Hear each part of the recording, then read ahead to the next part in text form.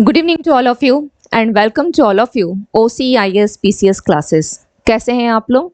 Hope so सभी अच्छे होंगे। पढ़ाई कैसी चल रही है आप लोगों की?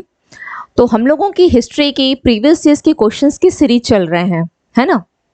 तो इस प्रीवियस इसके क्वेश्चंस में आज हम लोग नए सीरीज को फिर स्टार्ट करेंगे और इसमें अप्रॉक्स 15 से 20 क्वेश्चंस आपके होते हैं। अगर आप लोगों को लगता है कि मोर देन 20 क्वेश्चन से अधिक देना चाहिए तो आप लोग मुझे कमेंट करके जरूर बताएं, क्योंकि क्वेश्चंस के साथ साथ मैं एक्सप्लेन भी करती हूँ। और आप लोग में से कुछ स्टूडेंट्स के कमेंट्स आए भी हैं कि जिस तरह से मैं क्लास में लेके एक्सप्लेनेशन के साथ चल रही हूँ तो वैसे ही लेकर के चलो। एंड थैंक यू उन स्टूडेंट्स को जो रिस्पॉन्स लेते हैं मेरे कहने पर कि हाँ क्लास कैसे उनको मतलब सही लगता है, किस प्रकार से लेके चलना है, इस पे वो रिस्पांस लेते हैं, कमेंट करते हैं। उन सभी स्टूडेंट्स को मेरी तरफ से लॉट्स ऑफ थैंक्स। तो चलिए स्टार्ट करते हैं हिस्ट्री की सीरीज और देख लेते हैं कौन कौन से क्वेश्चंस हैं हमारे पास।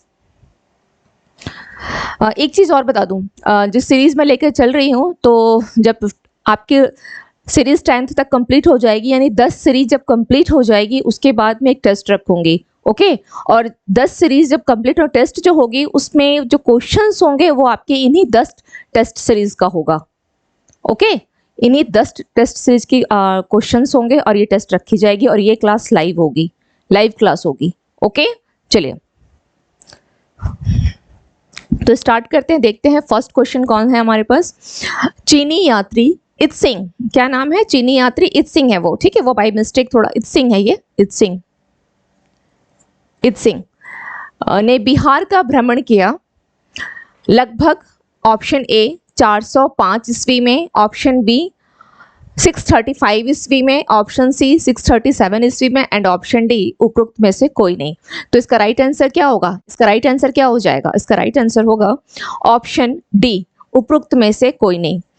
चीनी यात्री इत्सिंग जो है उसने बिहार का भ्रमण पूछा है कि कब किया है, तो उपरोक्त में से कोई नहीं। क्यों उपरोक्त में से कोई नहीं? इसके तो मैं इत्सिंग के बारे में कुछ कुछ पॉइंट्स लिख दे रही हूँ, आप लोग लिखते चलें इसे, या स्क्रीनशॉट जैसा भी आप लोग को सही लगता है वो लें।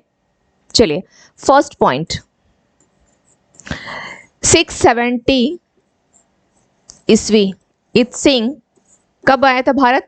इत्सिंग भारत कब आया था? 670 ईस्वी में, ठीक है? 670 ईस्वी में ये क्या हुआ, भारत आया, बिहार का भ्रमण किया इसने। दूसरा चीज इसने, अब इसके साथ क्वेश्चन ये भी बन सकता है कि इसने विवरण, जब ये यहाँ पे आया तो इसने किस चीज के बारे में विवरण दिया? 670 ईस्वी में आने पर इसने विवरण किस चीज के बारे में दिया? नालंदा विश्वविद्यालय, ओके? नालंदा विश्वविद्यालय, नालंदा विश्वविद्यालय, नालंदा विश्वविद्यालय, विक्रमशिला,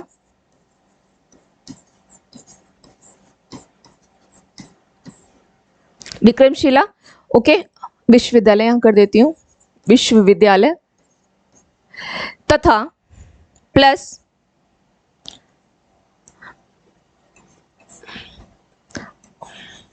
अपने समय की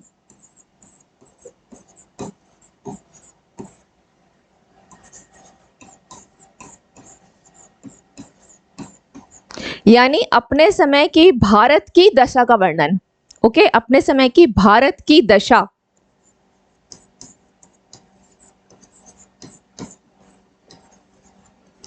ये आपसे पूछ सकता है एग्जाम में, ओके?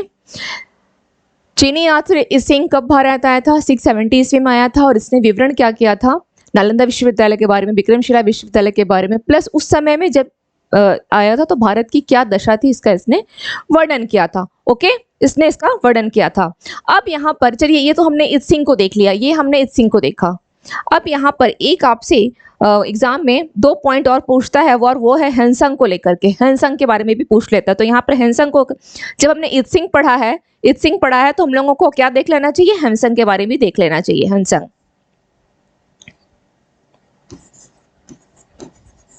हैंसंग के बारे में भी देख लेना चाहिए, ओके? अब हैंसंग का पूछ लेता है कि किस समय में आया था। हाँ, एक चीज और है, जैसे ये 670, यहाँ पर 7th सेंचुरी लिख लीजिएगा, 7th सेंचुरी यानी 7th सेंचुरी, ओके? चलिए अब यहाँ पर हैंसंग को हम लोग देख लेते हैं। हैंसंग भारत कब आया था?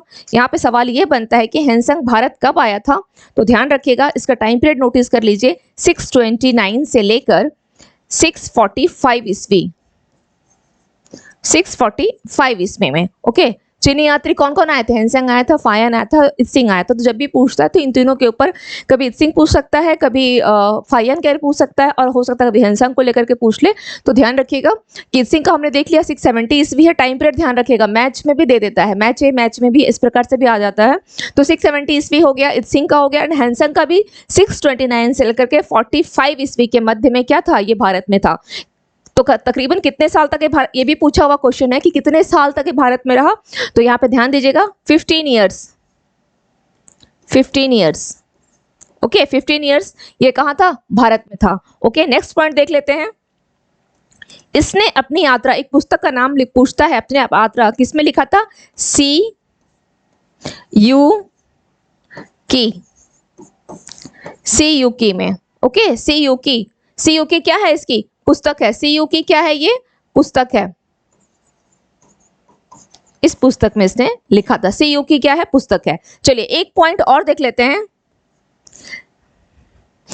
जब हेनसेंग यहां था तो उस समय में नालंदा जो विश्वविद्यालय था उसका प्राचार्य का नाम पूछ लेता है। ठीक है, इसके समय में नालंदा विश्वविद्यालय के प्राचार्य का नाम, नालंदा विश्वविद्यालय के, नालंदा विश्वविद्यालय ओके के प्राचार्य यानी जो प्रिंसिपल होते हैं, प्राचार्य का क्या नाम था?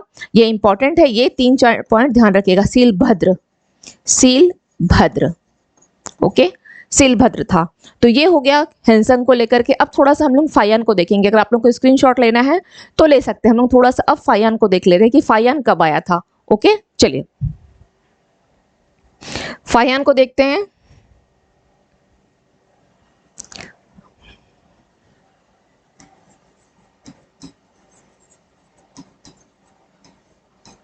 (399) ईस्वी फायन कब आया था? तो ये आया था 399 ईस्वी से लेकर के कब तक था? 414 ईस्वी। ओके, 414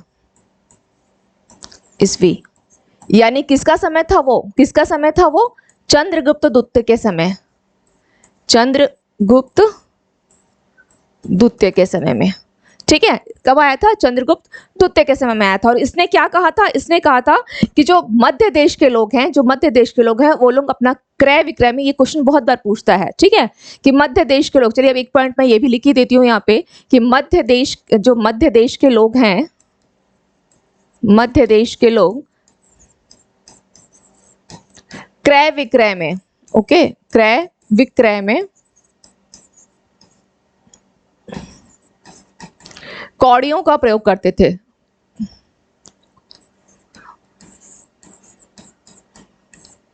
का प्रयोग, ओके, किसका किसका प्रयोग करते थे? तो कौड़ियों का प्रयोग करते थे, कौड़ियों का प्रयोग करते थे। ओके, मध्य देश के लोग क्या करते थे? कौड़ियों का प्रयोग करते थे। तो ये आपके पास कुछ ऐसे पॉइंट्स हो गए। इत्सिंग को लेकर के हमने 2-3 पॉइंट्स देख लिया, यहाँ हेनसेंग को लेकर के देख लिया, और यहाँ हम लोगों ने फाहियान को देख लिया। ओके, चलिए तो ध्यान रखिएगा, चंद्रगुप्त द्वितीय मध्य देश के क्रय विक्रय में कौड़ियों का प्रयोग करते थे। ये क्वेश्चन भी पूछता है। ठीक है, किस टाइम पे आए हैं? तो ये ईस्वी टाइम पीरियड ध्यान रखिएगा आप लोग। चलिए नेक्स्ट क्वेश्चन देख लेते हैं। नेक्स्ट क्वेश्चन देखते हैं। विजयनगर के उस पहले शासक की पहचान करें जिसने बहमनियों से गोवा को छीना था। विजयनगर के उस पहले शासक की पहचान करें। ऑप्शन ए है Harihar, okay, option A Harihar, option B, option A में हरिहर प्रथम है वो, ऑप्शन बी में हरिहर द्वितीय है, ऑप्शन सी में चुक्का द्वितीय, एंड ऑप्शन डी में देवराय द्वितीय है। ठीक है, अब आपको ये बताना है कि इसका आंसर क्या होगा। यहाँ पर इसका आंसर क्या होगा? इसका आंसर क्या होगा? इसका आंसर क्या होगा? विजयनगर के उस पहले शासक की पहचान करें जिसने बहमनियों से गोवा को छीना था। हरिहर प्रथम, हरिहर प्रथम। सबसे पहले हम यहाँ पे थोड़ा सा विजयनगर को देख लेते हैं। विजयनगर, विजयनगर जिसे वर्तमान में इसे किस नाम से जाना जाता है? वर्तमान में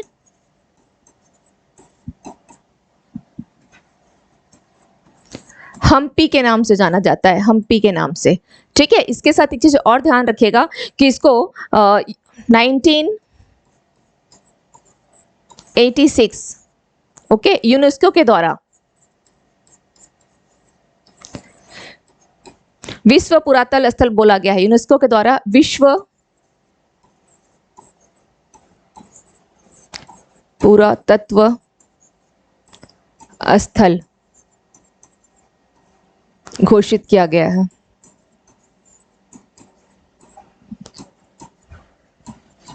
ओके, वर्तमान में इसको हम्पी के नाम से जानते हैं, इसे यूनेस्को के द्वारा विश्व पुरातत्व स्थल घोषित किया गया है। अब हम लोग यहाँ देख लेते हैं विजयनगर की स्थापना कब हुई थी। नेक्स्ट क्या है, विजयनगर की स्थापना कब हुई है। इसकी स्थापना 1336 ईस्वी में, और किनके द्वारा, हरिहर एवं बुक्का, हरिहर एवं बुक्का, ये दो भाई थे। ये दोनों कौन थे, ये दोनों भाई थे, ये दोनों भाई थे, और इन्हीं के द्वारा क्या हुआ था, विजयनगर को स्थापना की गई थी। ठीक है, और ये विजयनगर है कहाँ पर, किस, एक क्वेश्चन और पूछता है कि किस नदी के तट पर है, तो यह तुंगभद्रा नदी के तट पर है। तुंगभद्रा नदी के, जहां जहां से क्वेश्चन बनते हैं मैं केवल वही पॉइंट्स लिख रही हूँ, ऐसा एक एक्स्ट्रा पॉइंट्स नहीं है जहां क्वेश्चन आपके नहीं बनते हैं। ओके, तो मैं केवल उन्हीं पॉइंट्स को लिखे जा रही हूँ, तुंगभद्रा नदी पर। ठीक है, इसने क्या किया था, इसके बारे में पूछता है कि होयसल को इसने कब जीता था, तो 1346 ईस्वी में इसने क्या किया था, होयसल को जीता। ठीक है, और इसके साथ ही 1352-53 ईस्वी में इसने क्या किया था,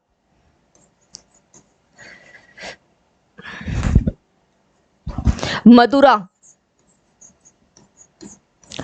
को जीता, और इसके बाद ही, मदुरा को जीतने के बाद ही इसने क्या किया, बहमनियों से इसने गोवा को छीन लिया। क्या किया, बहमनियों से गोवा छीन लिया।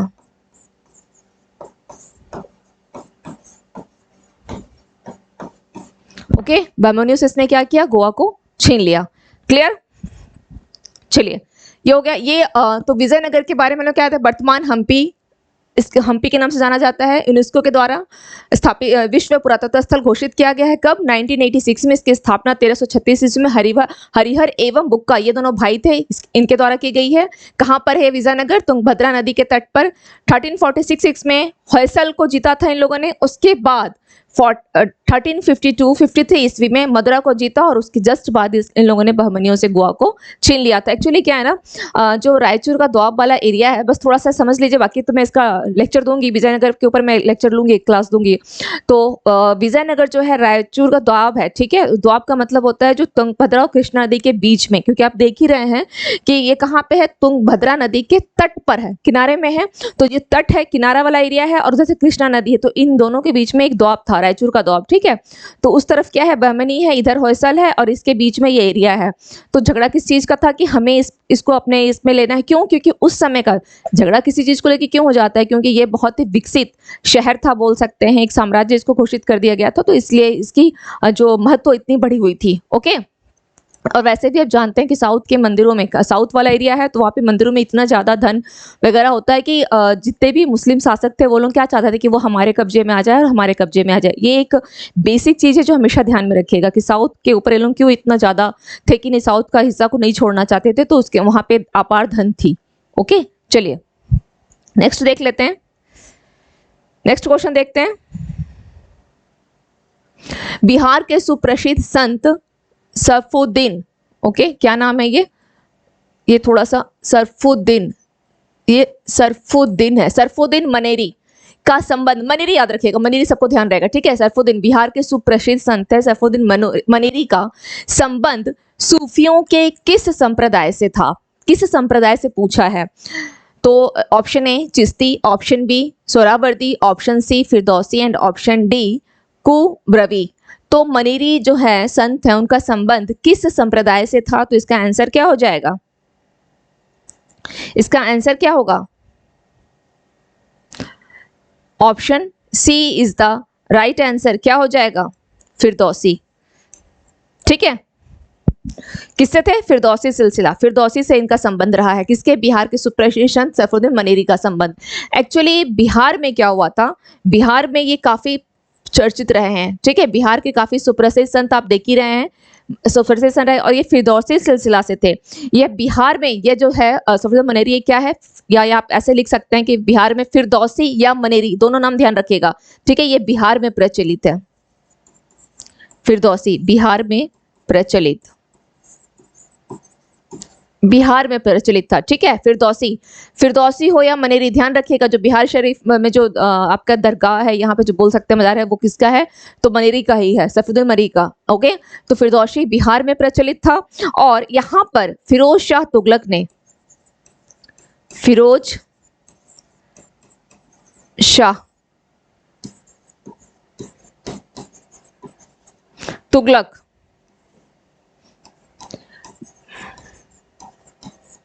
सैफुद्दीन मनेरी का बहुत सम्मान करता था, ठीक है, बहुत सम्मान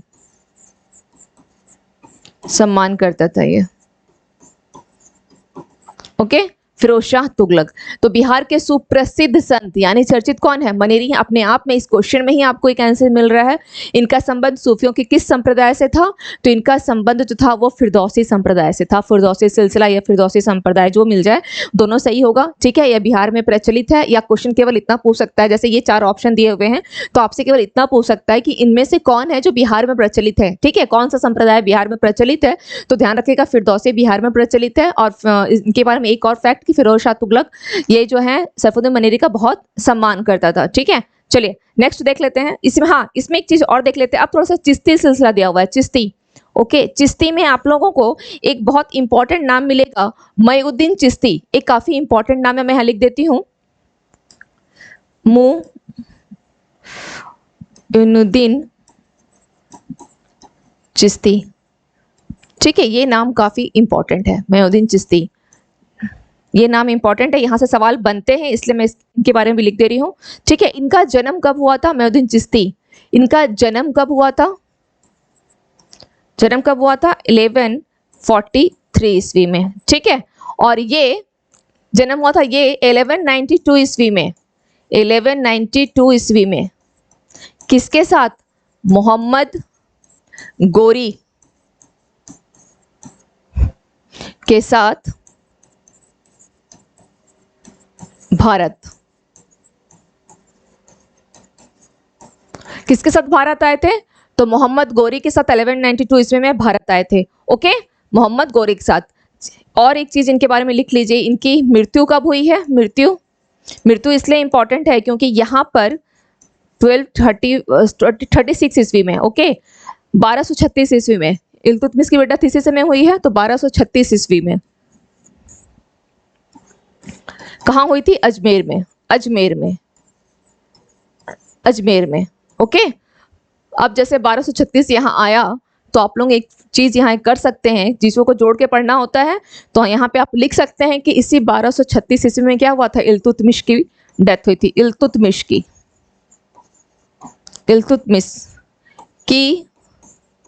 भी मृत्यु।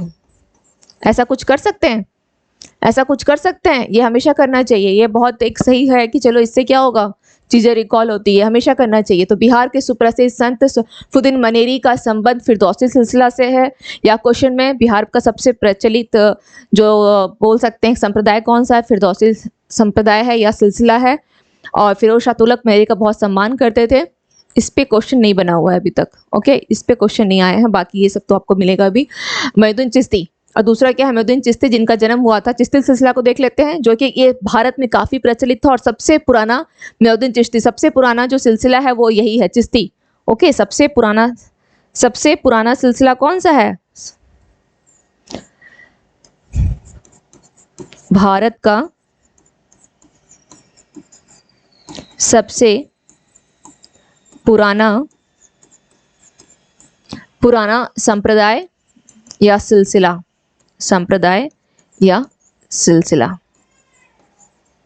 सिलसिला क्या है? यही है। Okay, clear? चलिए ये ध्यान रखिएगा। चिश्ती, हाँ, इसमें एक और नाम अब ध्यान दीजिएगा यहाँ पर कि चिश्ती जो संप्रदाय था इससे कौन कौन, एक दो नाम काफी फेमस है, जैसे निजामुद्दीन औलिया का नाम आता है। किसका नाम आता है? इसी चिश्ती सिलसिले में ही किसका नाम आता है? निजामुद्दीन औलिया का नाम भी आता है। निजामुद्दीन औलिया, निजामुद्दीन औलिया का नाम भी यहाँ आता है और इन्हीं सबसे बार बार क्वेश्चन रिपीट भी करता है। निजामुद्दीन औलिया का नाम भी यहाँ आता है। ओके, इनका जन्म अगर पूछा जाए, इनका जन्म कब हुआ था? इनका जन्म कब हुआ था? 1236 ईस्वी में। ओके, 1236 ईस्वी में, यानी 1236 ईस्वी में कितनी चीजें जो है मिलती जुलती मिली। आपके पास 3 फैक्ट यहाँ आपको ध्यान में रह जाएगा। 3 फैक्ट। 1236 ईस्वी में मोइनुद्दीन चिश्ती जो है उनकी डेथ होती है, इल्तुतमिश की भी डेथ होती है, लेकिन निजामुद्दीन औलिया का क्या होता है? बर्थ होता है, जन्म होता है। कहाँ पर? ये इंपॉर्टेंट है क्योंकि इनका जन्म कहाँ है? बदायूं, बदायूं। और ये बदायूं कहाँ है? नाम सुना होगा आप लोग सबने, बदायूं यूपी में, यूपी में। ओके, इनका जन्म होता है और ये सबसे एक बोल सकते हैं हम कि सबसे प्रसिद्ध चिश्ती संत थे ये, सबसे, या निजामुद्दीन औलिया का, निजामुद्दीन औलिया का संबंध किस संप्रदाय या सिलसिला से है? तो वो क्या होगा? चिश्ती संप्रदाय से। सबसे प्रसिद्ध चिश्ती संत, इन्होंने क्या किया था? एक्चुअली इस जो चिश्ती जो ये संप्रदाय था इसमें ऐसा कॉन्सेप्ट नहीं था कि आपको विवाह करना है नहीं करना है, लेकिन निजामुद्दीन औलिया के बारे में ध्यान रखिएगा कि ये ही एक एक्सेप्शनल, एक ही ऐसे केवल एक संत थे जो ये क्या थे? ये अविवाहित थे, अविवाहित, अविवाहित, केवल एक सिंगल यही ऐसे संत थे। ठीक है, एकमात्र चिश्ती संत अविवाहित, अविवाहित चिश्ती संत। मैं यहाँ ब्रैकेट में लिख दे रही हूँ, केवल क्या बोल सकते हैं उनको, केवल यही। ओके, एकमात्र लिख लीजिए, एकमात्र ज्यादा सही रहेगा, एकमात्र। ओके, एकमात्र अविवाहित चिश्ती संत, एकमात्र। ठीक है, और एक और इंपॉर्टेंट पॉइंट है इनके बारे में कि इन्होंने 7 सुल्तानों का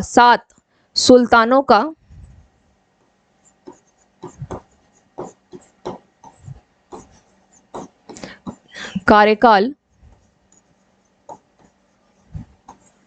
इन्होंने 7 सुल्तानों का कार्यकाल देखा था। 7 सुल्तानों का इन्होंने क्या किया है? कार्यकाल को इन्होंने देखा था। तो एग्जाम में तो ऐसा भी पूछ लेता है कि 7 सुल्तानों में से 4 का नाम भी दे देता है, तो अब उसकी यहाँ पे जरूरत नहीं है और आपके स्लाइड में स्पेस भी नहीं है। जितना हो सकता था पॉइंट्स मैंने यहाँ करवा दिया है, बस इतने पॉइंट्स को ना बिल्कुल पी जाइएगा। ओके, लाइव क्लास लूंगी, उस दिन टेस्ट होगी, पूरे 10 सीरीज कंप्लीट हो जाएगी, उसके बाद मैं टेस्ट लूंगी। ओके, चलिए, हो गया? स्क्रीनशॉट हो गई, स्क्रीनशॉट ले लें, इसकी स्क्रीनशॉट ले लें। नेक्स्ट क्वेश्चन देख लेते हैं। नेक्स्ट क्वेश्चन, अच्छा, एक सोहरावर्दी भी है ना, सोहरावर्दी भी इंपॉर्टेंट है। बस इसमें एक लाइन लिख लीजिए सोहरावर्दी का, ध्यान तो यहाँ पे सोहरावर्दी में केवल आप लोग एक लाइन लिख दीजिए, बहादुर जकरिया। एक सेकंड, बस सोहरावर्दी में एक नाम आप लोग लिख लें, ठीक है? बहाउद्दीन जकरिया का नाम केवल लिख लें, केवल बहाउद्दीन जकरिया, और कुछ मत लिखिए। ओके, केवल एक नाम, क्योंकि इससे कभी कभी क्वेश्चन पूछ लेता है। ओके, इससे कभी कभी क्वेश्चन पूछ लेता है बहाउद्दीन जकरिया को लेकर के, तो केवल यही ध्यान रखिएगा और इससे ज्यादा कुछ नहीं। नेक्स्ट क्वेश्चन देख लेते हैं। नेक्स्ट क्वेश्चन क्या है? मध्यकाल के बिहार शरीफ का नगर महत्वपूर्ण रहा है। मध्यकाल में बिहार शरीफ का नगर क्यों महत्वपूर्ण था? ऑप्शन एक जो आपका दिया है, व्यापार केंद्र के रूप में, 2 विद्या के केंद्र के रूप में, 3rd क्या है, प्रशासनिक केंद्र के रूप में, एंड 4th है धार्मिक केंद्र के रूप में। तो इसका आंसर क्या होगा? 1 एवं 3, 1, 2 एवं 3, 2, 3 एवं 4, 2 एवं 4। तो इसका ऑप्शन को फिर से देखें। मध्यकाल में बिहार शरीफ का नगर, क्या बोल रहा है? बिहार शरीफ का नगर क्यों महत्वपूर्ण था? व्यापार केंद्र के रूप में तो हो नहीं सकता है, इसमें क्या होगा? विद्या के केंद्र के रूप में और धार्मिक केंद्र के रूप में। तो विद्या के केंद्र के रूप में कैसे होगा? यहाँ पर ओदंतपुरी विश्वविद्यालय, यानी इसका आंसर 2 और 4, आंसर डी हो जाएगा, आंसर डी होगा, आंसर डी हो जाएगा। ओके, आंसर डी, ओदंतपुरी विश्वविद्यालय। उदंतपुरी विश्वविद्यालय, उदंतपुरी विश्वविद्यालय यहाँ पर। ओके, कहाँ है ये? नालंदा जिला, नालंदा, नालंदा में उदंतपुरी विश्वविद्यालय। ठीक है, अगर विद्या की बात की जाए तो उदंतपुरी विश्वविद्यालय, और इसका बोल सकते हैं कि बिहार शरीफ मुख्यालय, खैर उसको स्किप कर दें आप। ठीक है, तो यहाँ पर विद्या और धर्म, ये बिहार शरीफ क्यों फेमस था? तो विद्या के लिए और धर्म के लिए। तो धार्मिक रूप से, विद्या के रूप से अगर देखें तो उदंतपुरी विश्वविद्यालय आता है, और अगर हम इसको अगर धार्मिक रूप से देखते हैं, धार्मिक रूप से देखते हैं तो यहाँ पर सरफुद्दीन, जो अभी हम लोगों ने जस्ट प्रीवियस क्वेश्चन में किया है, सरफुद्दीन, ओके, सरफुद्दीन मनेरी, मनेरी, सरफुद्दीन मनेरी का क्या है ये? मनेरी की दरगाह। इसलिए कि क्या करता बिहार शरीफ जो है ये दो चीजों के लिए क्या है? फेमस है। ओके, विद्या के केंद्र के रूप में और धार्मिक केंद्र के रूप में। सरफुद्दीन मनेरी की दरगाह है, उदंतपुरी विश्वविद्यालय। इसके साथ एक चीज और लिख लें कि उदंतपुरी विश्वविद्यालय जो है इसकी स्थापना किसने किया था? तो पाल वंश के शासक ने। किसने किया था? पाल वंश ने। और पाल वंश का शासक कौन था? पाल वंश का कौन था? गोपाल ने। पाल वंश का कौन था? तो गोपाल ने क्या किया था? इसका स्थापना किया था। ठीक है, गोपाल ने, पाल वंश का गोपाल ने। चलिए, हो गया 7th सेंचुरी में, 7th century.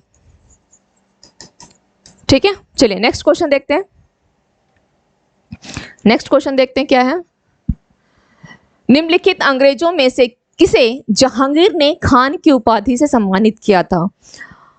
A Hawkins, B sir Thomas Roe, C Edward Terry and D उपरोक्त में से कोई नहीं। तो इसका राइट आंसर क्या होगा? जहांगीर ने किसे किया था? एक्चुअली क्या हुआ था, जब जहांगीर का शासनकाल था उस समय में जो अंग्रेज थे वो लोग ईस्ट इंडिया कंपनी की स्थापना तो करना ही चाह रहे थे कि अपना मतलब जगह जगह पे, लाइक सूरत हो गया, गुजरात हो गया, कहीं बंगाल हो गया, तो ये तो अपना फैक्ट्री कंपनी स्थापित करना चाहते थे। तो इसी सोच के लिए क्या हुआ था कि जो उस समय में ब्रिटिश सम्राट था, ब्रिटिश सम्राट कौन था? जेम्स प्रथम, जेम्स प्रथम। ओके, इसने क्या किया? हॉकिंस को भेजा। ब्रिटिश सम्राट जेम्स प्रथम ने, किसने भेजा था इसको? किसने भेजा था? जेम्स प्रथम। जेम्स प्रथम कौन था? ये ब्रिटिश सम्राट जेम्स प्रथम, ब्रिटिश सम्राट था, ब्रिटिश सम्राट, ब्रिटिश सम्राट। इसने किसको भेजा? हॉकिंस को, हॉकिंस को भेजा। ठीक है, कब भेजा? 1608 ईस्वी में, 1608 ईस्वी में। ओके, 1608 ईस्वी में भेजा था कि जाओ और तुम अनुमति लेकर के आना। तो जहांगीर ने क्या किया? जहांगीर ने यहाँ पर उसे 400 का मनसब, ओके, जहांगीर ने क्या किया? तभी जहांगीर ने हॉकिंस को क्या दिया? 400 का मनसब प्लस यहीं पर उसने प्लस यहाँ पर खान की उपाधि दी थी। खान की उपाधि, खान की उपाधि। ओके, चलिए, और उसके बाद सर टॉमस रो आया था 1615 ईस्वी में, सर टॉमस रो आया था। चलिए नेक्स्ट देख लेते हैं। उस क्षेत्र की पहचान करें जहां से यूरोपवासियों को सर्वोत्तम सोरा और अफीम प्राप्त होता था। Option A Bihar, option B Gujarat, option C Bengal and option D क्या होगा? मद्रास। अच्छा, क्वेश्चंस विजिबल हो रहा है ना? चलिए मैं थोड़ा और, हाँ, क्वेश्चंस को ऐसे कि उस क्षेत्र की पहचान करें जहां से, इस क्वेश्चन को दिमाग में बिल्कुल फिट कर लीजिए। इसका कहीं भी पूछे केवल एक आंसर, अपना बिहार। ओके, क्या है? अपना बिहार। अभी कुछ वो खाकी मूवी जो आई थी उसमें कुछ ऐसा है ना कि बिहार का बहुत ज्यादा दिखाया है, अपना बिहार आइए अपना बिहार। तो इसका राइट आंसर क्या होगा? सर्वोत्तम सोरा और अफीम प्राप्त होता था बिहार। ओके, अफीम। बिहार में कुछ कुछ ऐसे जगह हैं जहाँ की अफीम की खेती होती भी थी, लेकिन उस पर टोटली बैन लग गया है ना। चलिए नेक्स्ट देख लेते हैं। मयूर सिंहासन पर बैठने वाला अंतिम मुगल सम्राट कौन था? मुगल सम्राट पूछा है। फर्स्ट है शाह आलम प्रथम, option B Mohammad Shah, option C Bahadur Shah and option D Jahangir Shah.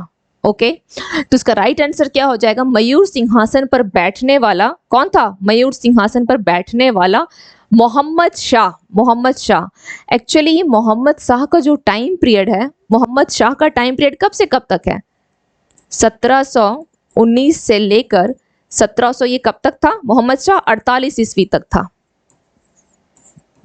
Okay 48 ईस्वी तक था। और इसी के बीच में यानी करीब 1739 में क्या होता है, नादिर शाह जो है वो आक्रमण कर देता है ना, इसी घटना के बीच में। ये तो इसका कार्यकाल हो गया मोहम्मद शाह का। एक चीज और ध्यान रखिएगा, ये जितने चार हैं, ये चारों कौन है, ये चारों कौन है, उत्तरवर्ती मुगल शासक हैं, है ना, उत्तरवर्ती, बाद क्या, औरंगजेब के बाद के, औरंगजेब का बेटा, पोता, परपोता, ये वो शासक के नाम है। ठीक है, जैसे बेटा कौन हो गया, बहादुर शाह हो गया, मुअज्जम बहादुर शाह। और ये क्या, इसी का पहले नाम क्या था, शाह आलम था, जो कि बाद में बहादुर शाह के नाम से गद्दी पे बैठा था। 63 इयर्स का था, 63 इयर्स की उम्र में इसने गद्दी संभाला था बहादुर शाह ने। ठीक है, उसके बाद जहांगीर शाह आता है, फिर फर्रुख शाह आता है, रफीउद्दौला, रफीउज्जात, ये लोग लेकिन कुछ कुछ महीने, 2-4 महीने रख के हट जाते हैं। उसके बाद मोहम्मद शाह आता है, जो कि 1719 से लेकर 1748 ईस्वी तक। तो यहाँ ध्यान रखिएगा, जितना इंपॉर्टेंट है मुगल शासकों का एक क्रम में नाम याद रखना, क्रम वाइज जो करने की है।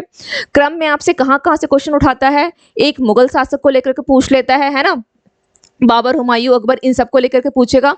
तो ये थोड़ा जनरली स्टूडेंट्स को याद रहता है, लेकिन जो उत्तरवर्ती मुगल शासक हैं, जैसे ये याद रखना का थोड़ा सा रहता है, प्रॉब्लम है स्टूडेंट्स में कि जनरली ये जल्दी याद नहीं होता है। तो उसको याद रखने का तरीका यही है कि जिस तरह से मेरे पास अभी आया कि मोहम्मद शाह, क्वेश्चन क्या पूछा था कि अंतिम मुगल सम्राट कौन था, मैं डायरेक्ट आंसर लगाती मोहम्मद शाह, बात खत्म हो गई, आगे बढ़ जाती। लेकिन नहीं, ये आगे बढ़ने से हम आगे बढ़ते चले जाएंगे और इतना अति किसी चीज़ का अच्छा नहीं होता है ना। तो ज़्यादा आगे बढ़ने से क्या होगा, चीज़ें छूट जाएगी। तो जिस तरह से जब भी कुछ ऐसे नाम आते हैं, उनके क्रम को तुरंत वहीं लिख डालिए, याद रह जाएगा। मोहम्मद शाह 1719 से लेकर के 48 ईस्वी तक। ओके, सबसे पहले उत्तरवर्ती शासक में बहादुर शाह, कब से कब तक, 1707 से लेकर के 1712 ईस्वी तक। उसके बाद जहांगीर शाह 1712 से लेकर के 13 ईस्वी तक। फिर फर्रुख शाह 19 तक है, उसी 19 के कार्यकाल में रफीउद्दौला, रफीउज्जात, ये सब उसी में 2-4 महीने के लिए आते हैं। लेकिन जब मोहम्मद शाह आता है तो ये इतने टाइम पीरियड तक रहता है। और इसी के समय में नादिर शाह का आक्रमण होता है। इसी के समय में क्या होता है, इसी के समय में नादिर शाह का आक्रमण, नादिर शाह, नादिर शाह कहाँ का था, ये कहाँ का था नादिर शाह, ईरान का। ओके, नादिर शाह का आक्रमण, नादिर, इसको ईरान का खैर यहाँ लिखने की आवश्यकता नहीं है, बहुत हो जाएगा। नादिर शाह का आक्रमण केवल लिखिए इसे, नादिर शाह का आक्रमण। ये कब आक्रमण करता है, ये आक्रमण कब करता है, 1739 ईस्वी में। ओके, ये आक्रमण करता है। और चलिए, ये हो गया। हाँ, एक चीज और ध्यान रखिएगा, इसके समय में एक चीज और ध्यान रखिएगा कि हैदराबाद जो आप राज्य देख रहे हैं, इसी के समय में हैदराबाद का स्थापना हुआ था। ठीक है, हैदराबाद का कैसे हुआ था, क्योंकि इसका एक प्रधानमंत्री था। हाँ, हैदराबाद की स्थापना इसने किया नहीं था, वो हुआ कैसे था मैं बता देती हूँ। हैदराबाद की स्थापना इसी के समय में हुई है। इसका एक प्रधानमंत्री था। ठीक है, इसका प्रधानमंत्री किसका, मोहम्मद शाह का, मोहम्मद शाह का प्रधानमंत्री, यहां लिख दे रही हूं, प्रधानमंत्री। चिन किलिच खां का नाम सुना है आप लोगों ने, चिन किलिच खां, इसका प्रधानमंत्री कौन था, निजाम उल मुल्क या चिन किलिच खां, निजाम उल मुल्क या चिन किलिच खां, एक ही नाम है, चिन किलिच खां, चिन किलिच खां। ठीक है, ये कौन था, प्रधानमंत्री था। और इसी ने ही हैदराबाद को स्थापित किया है। ये जो कि किस नाम से, निजाम, जो निजाम के नाम से जानते हैं ना, हैदराबाद के शासक को किस नाम से जानते हैं, निजाम के नाम से। ठीक है, निजाम के नाम से जानते हैं ना, तो इसी ने हैदराबाद की स्थापना की थी। निजाम के नाम से क्या हो गया, यही जो है वो जाना जाता है। ओके, चलिए अब यहाँ पे एक चीज और देख लेते हैं।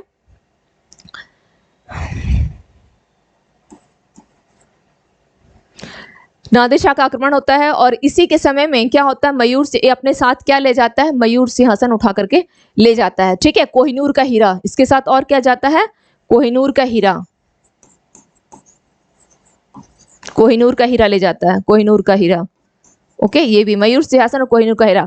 तो किसके समय में, मोहम्मद शाह के समय में, नादिर शाह का आक्रमण और ये अपने साथ ये दोनों चीजें, मयूर सिंहासन और कोहिनूर का हीरा ले जाता है। चलिए ठीक है, अब आगे थोड़ा सा हम लोग यहाँ पे कार्यकाल देख लेते हैं, बहादुर शाह का कार्यकाल देख लेते हैं, बहादुर शाह का कार्यकाल। ओके, बहादुर शाह का अगर कार्यकाल की बात की जाए तो कब से कब तक है? 1707 से लेकर 1712 ईस्वी में। कितने साल की उम्र में इसने बैठा था? 63 ईयर्स में, 63 ईयर्स में। ओके चलिए 63 ईयर्स में। और इसका नाम क्या था? मुअज्जम, मुअज्जम यही था। शाह आलम प्रथम भी यही है, ठीक है, शाह आलम प्रथम के नाम से बैठा था। उसके बाद इसका बेटा ही है, इसका बेटा, इसके 4 बेटे थे, है ना, चारों बेटा में जहांगीर शाह शासक बनता है, बाकी रेस्ट जो है वही उत्तराधिकार के सिंहासन पे कौन बैठे, इसके क्या होते हैं, आपस में लड़ाइयाँ होती है, 3 गए, एक जहांगीर शाह रह जाता है। जहांगीर शाह, इसका कार्यकाल ध्यान रखिएगा, जहांगीर शाह का कार्यकाल है 1712 से लेकर, कार्यकाल इंपॉर्टेंट है, कार्यकाल आपसे कहाँ कहाँ पूछेगा, जो अरेंज करने के लिए दे देता है ना कि काल क्रमानुसार सजाइए, तो एक आपसे ये यहाँ पूछ सकता है उत्तराधिकार में, एक पूछेगा आपसे जितने भी गवर्नर जनरल रहे हैं उनमें भी एक सवाल पूछता है, ठीक है, गवर्नर जनरल के कल भी पूछता है। अच्छा, जहांगीर शाह को एक और किस नाम से जाना जाता था? जैसे मोहम्मद शाह को किस नाम से जाना जाता था? रंगीला, रंगीला के नाम से, रंगीला। एक चीज आप लोगों ने सुना होगा, लाल कुमारी जो वैश्या थी वो इसी के समय की घटना है, लाल वो जो थी वैश्या, ओके, लाल कुमारी यहीं लिख देती हूँ, चलिए, लाल कुमारी वैश्या की जो घटना है वो इसी के समय की है। लाल कुमारी वैश्या किसके साथ जुड़ता है? जहांगीर शाह के साथ ये नाम जुड़ता है, किसके साथ? जहांगीर शाह के साथ जुड़ता है, ठीक है, चलिए हो गया। तो ये आपका मयूर सिंहासन के ऊपर जो जितने भी कार्यकाल जरूर याद करते हुए चलिएगा।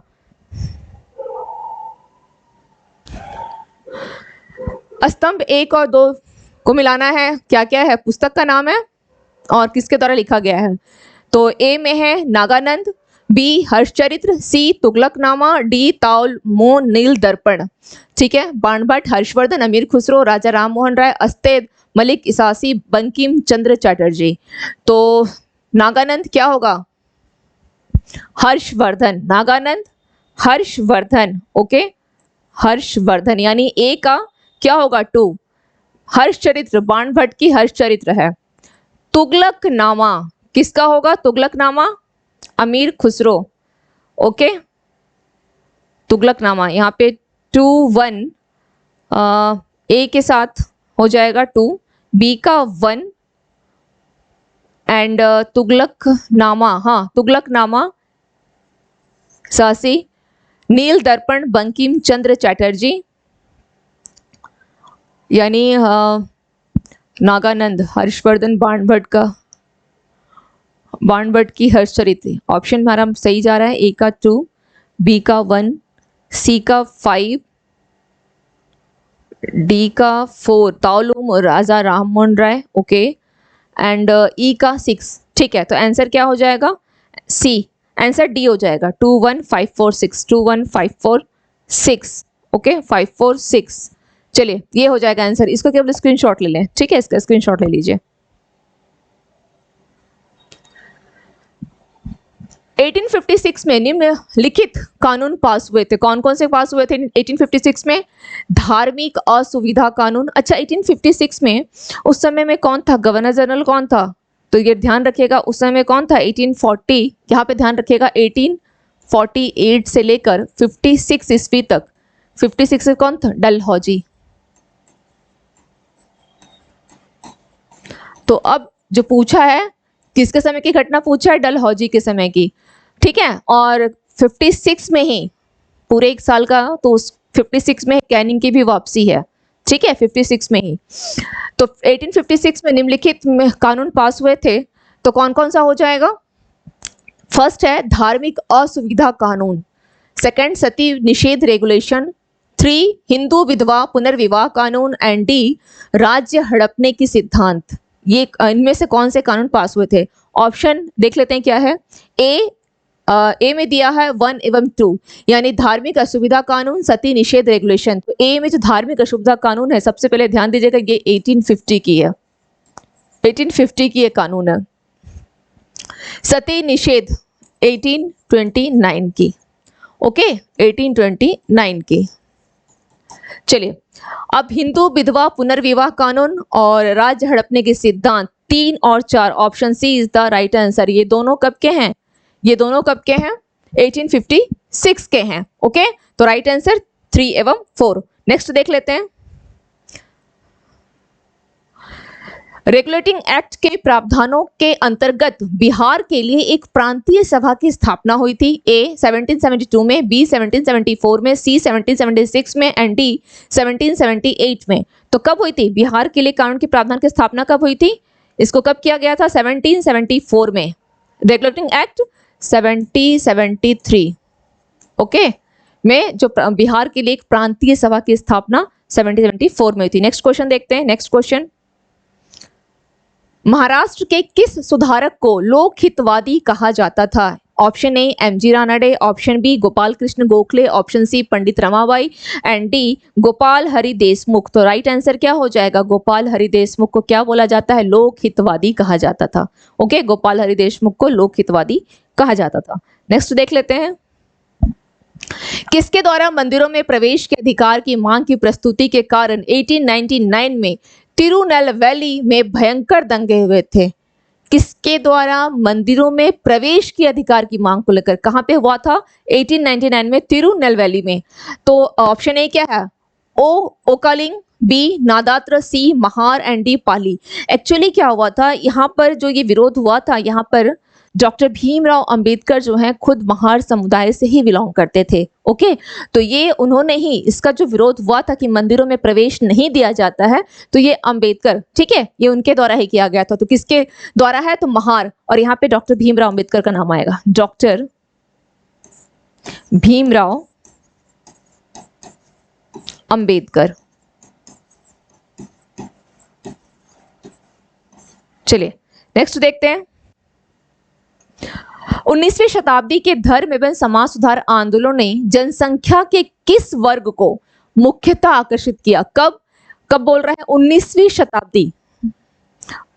19वीं शताब्दी कब बोल रहे हैं? 19वीं शताब्दी में, ठीक है। 19वीं शताब्दी के धर्म एवं समाज सुधार आंदोलन जो हुए थे उसमें किसको इन लोगों ने ज्यादा इंप्रेस किया है? तो ए बुद्धिजीवी, बी नगरीय उच्च जातियां, 3 में है निर्धन सर्वसाधारण वर्ग और 4 में है उदार रजवाड़े। तो उसका आंसर क्या हो जाएगा? 1, 2 एंड 3। 1, 2 एंड 3 या option C is the right answer. 1, 2 and 3 ये तीनों लोग जो है आकर्षित हुए थे। ये इंपॉर्टेंट क्वेश्चन है, ये इंपॉर्टेंट क्वेश्चन है, ठीक है। ये इंपॉर्टेंट है इसलिए है क्योंकि ऐसे क्वेश्चंस मैंने प्रीवियस भी मैंने 2-3 क्वेश्चन ऐसे करवाए हैं कि किस वर्ग को, जैसे अगर स्वशासी जो आंदोलन हुआ था, है ना, या 1907 का बहिष्कार आंदोलन के समय में स्वदेशी आंदोलन हुआ था, तो उसमें कौन किस वर्ग को इसने प्रभावित किया। तो इस तरह से क्वेश्चन आते हैं और इस प्रकार के क्वेश्चन इंपॉर्टेंट भी होते हैं। तो ये इंपॉर्टेंट क्वेश्चन है, ठीक है, ध्यान रखिएगा कि किस वर्ग को उन्होंने किया था। चलिए नेक्स्ट देख लेते हैं। नेक्स्ट क्वेश्चन क्या है? 19वीं शताब्दी के उत्तरार्ध में नव हिंदूवाद के सर्वश्रेष्ठ प्रतिनिधि कौन थे? A Ramakrishna Paramhansa, B Swami Vivekananda, C Bankim Chandra Chatterjee and D Raja Ram Mohan Roy. तो इसका राइट आंसर क्या हो जाएगा? स्वामी विवेकानंद। स्वामी विवेकानंद, नव हिंदूवाद, स्वामी विवेकानंद। ओके, चलिए नेक्स्ट क्वेश्चन देखते हैं। होम रूल आंदोलन भारत के स्वतंत्रता संग्राम के एक नए चरण के आरंभ का द्योतक था, क्योंकि ऑप्शन ए इसने देश के सामने स्वशासन की एक ठोस योजना रखी, ऑप्शन बी आंदोलन का नेतृत्व गांधी जी के हाथ में आ गया, ऑप्शन सी हिंदुओं और मुसलमानों ने एक संयुक्त संघर्ष प्रारंभ किया, एंड ऑप्शन डी इसने अतिवादियों और उदारवादियों के भी पुनर्मिलन स्थापित किए। के बीच, ओके, यहाँ पर ये के बीच होगा, ये थोड़ी मिस्टेक है, ये बीच है, के बीच पुनर्मिलन स्थापित किया। ओके, तो इसका राइट आंसर क्या हो जाएगा? कल की क्लास में मैंने करवाया था, कल की जो सीरीज हुई है उसमें मैंने करवाया था, काफी डिटेल में बताई थी, और आज उसके ऊपर बेस्ट क्वेश्चन है। एक सिंगल लाइन ऐसा मैं नहीं लिखती जिसपे क्वेश्चन आपके नहीं बने हुए हैं। होम रूल आंदोलन भारत के स्वतंत्रता संग्राम में, यानी इसमें पूछा क्या है, होम रूल की डेफिनेशन क्या है, तो क्या है इसने, क्या इसकी क्या मीनिंग क्या थी होम रूल का? मैंने कल क्लास में लिखा था कि ब्रिटिश साम्राज्य के अंतर्गत रह करके संवैधानिक तरीके से स्वशासन की प्राप्ति। ओके, तो क्या होगा? Answer A is the right answer. इसने देश के सामने स्वशासन की एक ठोस योजना रखी, स्वशासन की। कब? होम रूल 1916 ईस्वी में। कौन कौन थे इसमें कौन कौन थे? तो किन के द्वारा जो स्थापना में भूमिका रही है? तो तिलक की रही है और एनी बेसेंट की। तिलक स्टार्ट किए थे पूना में अप्रैल 1916 में, ठीक 6 महीने बाद एनी बेसेंट ने किया, सितंबर 1916 में, 6 महीने के बाद ही एनी बेसेंट, लेकिन एनी बेसेंट का ऑल ओवर इंडिया लेवल पर था, ठीक है। और तिलक का आरंभ तो पूना से हुआ था, लेकिन कुछ जो हिस्सों में फैला था तो आपका था वो बरार है, मध्य प्रांत है, बम्बई है ना। तो ये 4 प्रांत में उनका फैला हुआ था। इसके अलावा क्या था कि यहाँ पे मैंने ये भी बताया था कि इसमें पूछा था क्वेश्चन आपका कि स्थापना में कौन नहीं थे, ओके। तो अय्यर का नाम था, ओके, ऑलकाट का नाम था। तो ये कल की क्लास में मैंने ये करवाया है आपको, ठीक है। चलिए, और आज देखिए आप क्वेश्चन है। तो इस तरह से क्वेश्चन क्या होता है, थोड़ा सा आजकल कॉन्सेप्चुअल क्वेश्चन आने लगे हैं, तो ध्यान दीजिएगा इस सबको, ओके। चलिए, तो ये हमारे हो गए आज की सीरीज के 15 क्वेश्चंस। अगर आप लोग को लगता है कि इससे अधिक भी और क्वेश्चंस करने हैं तो मुझे जैसे आप लोग कमेंट करते हैं और मुझे एक आइडियाज़ मिलता है कि हाँ क्लास को और कैसे लेकर चलना चाहिए जो आप लोगों के लिए और बेहतर हो सके, तो ज़रूर कमेंट करें। मिलते हैं फिर नेक्स्ट सीरीज में हिस्ट्री की। हाँ, और एक चीज़ और बता दूं, अभी याद फिर से दिला देती हूँ, मैं लाइव क्लास लूंगी जिसमें केवल टेस्ट होगी। आप लोग में से जो भी इंटरेस्टेड होंगे वो लाइव क्लास को जरूर अटेंड करें। और जैसे आज सीरीज 7 थी, जिस दिन सीरीज 10 कंप्लीट हो जाएगी उसके नेक्स्ट डे टेस्ट होगी, और इन्हीं 10 टेस्ट सीरीज में से ही क्वेश्चंस आपके पास अवेलेबल होंगे, इसी 10 टेस्ट सीरीज के, ओके। चलिए, मेरी अपनी चैनल है, क्लास आपकी है, तो मेरे चैनल को लाइक करें, शेयर करें एंड सब्सक्राइब करें। Thank you to all of you and have a nice evening.